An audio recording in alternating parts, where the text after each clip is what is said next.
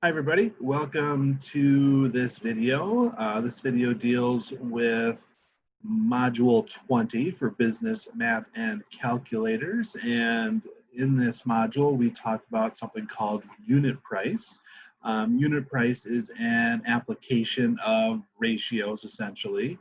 And so I'm just going to go through a couple quick examples to illustrate how to determine the unit price and how to use it to compare um, different quantities or different brands of a particular product or different things like that. So with that, I'll share my screen and we'll jump into the couple of examples. So like I mentioned, unit price is basically an application of ratio. And what we'll do is we'll jump into just a couple of problems just to kind of illustrate what the concept is built around. So in this problem that we're going to look at, what we've got is we've got two different brands of some sort of product. Who knows what the product is? But for brand A, we can purchase like a package that's 40 ounces, and I can purchase that package for $3.14. Or there's brand B, which is in a 24-ounce package that costs $2.03. What we want to do is we want to determine which one of these is the better buy, or in other words, what that means is we want to figure out which one are you getting more of the item for less money. So which one are you getting more bang for your buck, essentially. And so what we do is we calculate the unit price for each brand and then compare those unit prices. And whichever one has the lower unit price is the one that's considered to be the better buy, the one that gets you more quantity for less money. Now, to find the unit price, it's fairly simple. What it is it's just a ratio. And for brand A, what we do is you take the total dollar amount, what you're paying for that particular product, and you divide it by the number of units, or in this case, the number of ounces that you are getting. And when you divide it out, a lot of times with unit price, you're going to get kind of weird decimals or longer decimals. And so what you just want to do is I recommend writing out the decimal to like either the thousands or 10,000 spot, because sometimes it might take that many digits to kind of compare the values depending on how close they are to each other.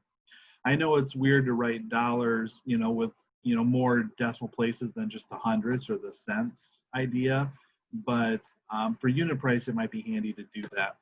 So in this case, brand A costs a little under 8 cents per ounce. Okay, so that's what you're paying for each ounce of the product. Now we're going to do the same thing for brand B. This time our numbers are $2.03 divided by 24 ounces. So again, you divide those out, and you again write the decimal out several decimal places to the thousands or 10,000s, enough that you can kind of compare which one is the better buy.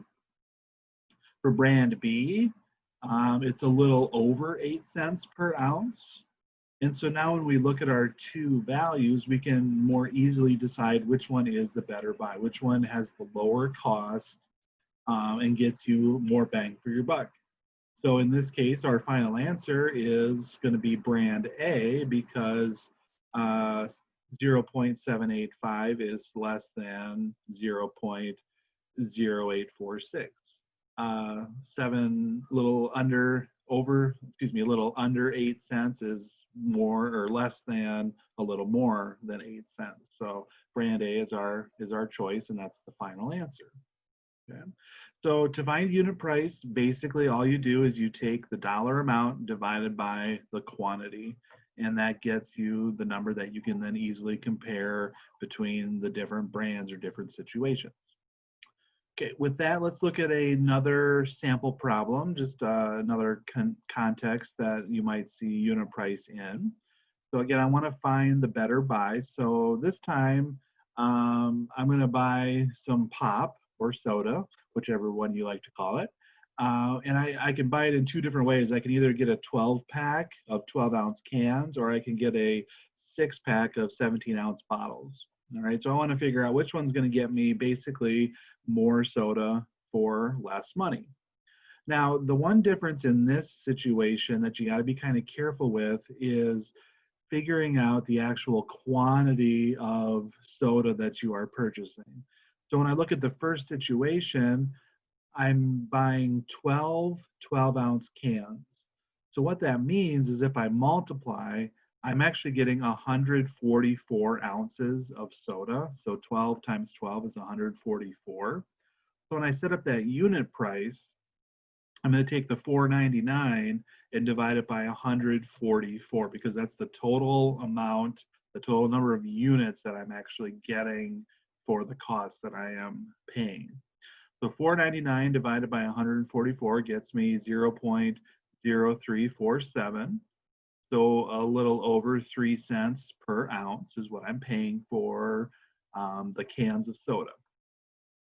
Same thing goes with the bottles. I'm buying 6 17-ounce bottles. So again, I need to multiply to get that value. So in this situation, I'm spending $3.28 and I'm getting 102 ounces of soda. So again, I go ahead and I divide 328 divided by 102. This gets me 0.0322. So again, a little over 3 cents per ounce, but when I go to compare them, the value, the unit price for the bottles is lower than the unit price for the cans. And so the bottles are going to be my better buy. I'm paying less money and getting more bang for my buck. I may not be literally getting more soda, but on a value perspective, on a price perspective, it's cheaper per ounce. Essentially, is what we're saying. So our final answer in this case is the better buy are the bottles of soda. And there you go. There's our example of calculating unit price. And again, the use case for unit price is typically when you're doing comparison type shopping, when you're looking at different brands or different quantities and trying to figure out which one's going to get you the better buy. Alrighty, so I hope those couple of quick examples were helpful in clarifying what we mean by unit price and how you can find the unit price and then use it to compare the values for different situations.